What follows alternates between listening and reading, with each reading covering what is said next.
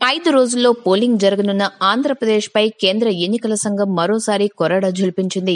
AP సర్కారుపై తీవ్ర ఆగ్రహాన్ని ప్రదర్శిస్తూ ప్రభుత్వ ప్రధాన కార్యదర్శి అనిల్ చంద్ర పునేఠాపై వేటు వేసింది. తక్షణమే ఆయనను పోస్టు నుంచి తప్పించింది. ఎన్నికల వేళ ఒక రాష్ట్ర ప్రభుత్వ ప్రధాన కార్యదర్శిపై కమిషన్ వేటు వేయడం అత్యంత అరుదు. దేశ చరిత్రలో ఇదే మొట్టమొదటిసారి.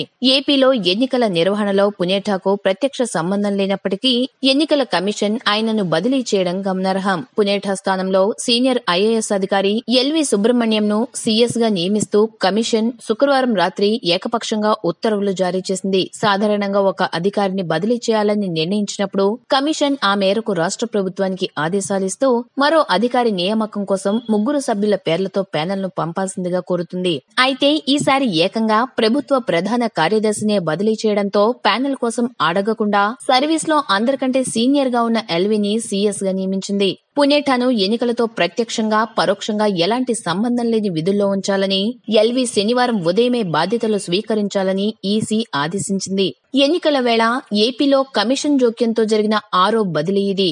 షెడ్యూలు విడుదలైన తర్వాత 4వది. ఎన్నికల ప్రక్రియ మొదలు కాకముందు రాష్ట్ర ఎన్నికల ప్రధానాధికారి సిసోడియాను శ్రీకాకుళం కలెక్టర్ ను బదిలీ చేసిన కమిషన్ ప్రక్రియ మొదలైన తర్వాత మరో 3పై వేటు వేసింది. ఇంటెలిజెన్స్ చీఫ్ ఏబి వెంకటేశ్వరరావును మార్చాలంటూ వైసీపీ నేతలు తీవ్రస్థాయిలో ఒత్తిడి తేవడంతో ఆయనను ఎన్నికలతో సంబంధం లేని పోస్టుకు పంపాలని ఆదేశించిన కమిషన్ అదే ఉత్తర్వులో కడప, శ్రీకాకుళం ఎస్పీలను కూడా బదిలీ చేయాలని ఆదేశించింది. దీంతో సీఎస్ పునేఠా ఆ 3ని బదిలీ చేశారు. అయితే ఇంటెలిజెన్స్ చీఫ్ ఎన్నికల విధుల నిర్వహణలో ప్రత్యక్షంగా గాని పరోక్షంగా గాని పాల్గొనరని, అందువల్ల ఆయన బదిలీ అవసరం లేదని ఓ వాదన తెరపైకి రావడంతో నియమ నిబంధనలను పరిశీలించిన పునేఠా తన పాత ఉత్తర్వులను రద్దు చేశారు. వెంకటేశ్వరరావును కాకుండా 2 ఎస్పీలను మాత్రమే బదిలీ చేశారు.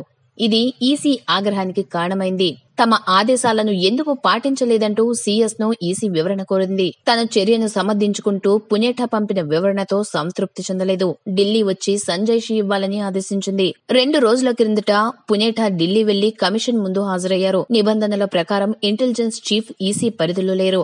అందువల్ల అలా చేయాల్సి వచ్చింది. హైకోర్టులో ప్రభుత్వానికి అనుకూలంగా నిర్ణయం రాకపోవడంతో ఆ వెంటనే ఉత్తర్వును సవరించుకున్నామని వివరణ ఇచ్చారు.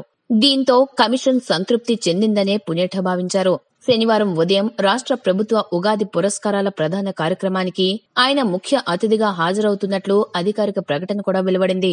అయితే 2 రోజులు మౌనంగా ఉన్న ఈసీ శుక్రవారం సాయంత్రం హుటాహుటిన పునేఠాను బదిలీ చేసింది. సీఎస్ స్థాయి అధికారిని ఢిల్లీకి పిలిపించడమే అసాధారణ చర్య. మామూలుగానైతే సంజయ్షి అడిగి సరిపెడతారు. కానీ వ్యక్తిగతంగా హాజరై వివరణ ఇచ్చిన తర్వాత కూడా పునేఠాపై వేటు వేయడం విస్మయాన్ని కలిగిస్తోందని రాష్ట్ర ప్రభుత్వ అధికార వర్గాలు పేర్కొన్నాయి. వైసీపీ ఇటీవల వరుసగా అధికారులను టార్గెట్ చేస్తోందని, పునేఠాపై నేరుగా ఫిర్యాదు చేయనప్పటికీ ఆయన బదిలీలో ఆ పార్టీ పరోక్ష పాత్ర ఉండే అవకాశం లేకపోలేదని పేర్కొన్నాయి. కొత్త సీఎస్ ఎల్వి సుబ్రహ్మణ్యం హైదరాబాద్ కేంద్రంగా జగన్ పై నమోదైన ఎంఆర్ ప్రాపర్టీస్ కేసులో నిందితుడిగా విచారణ ఎదుర్కొన్నారు. ఉమ్మడి రాష్ట్రంలో ఏపీ ఐఏసీ ఎండీగా పనిచేశారు. తాను మంత్రిమండలి నిర్ణయాలను మాత్రమే అమలు చేశానని, తనపై కేసును కొట్టివేయాలని ఎల్వి హైకోర్టులో క్వాష్ పిటిషన్ వేశారు.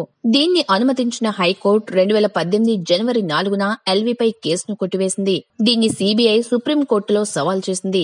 ఈ నేపథ్యంలో ఎల్వి నియామకంపై అధికార వర్గాల్లో చర్చ జరుగుతోంది.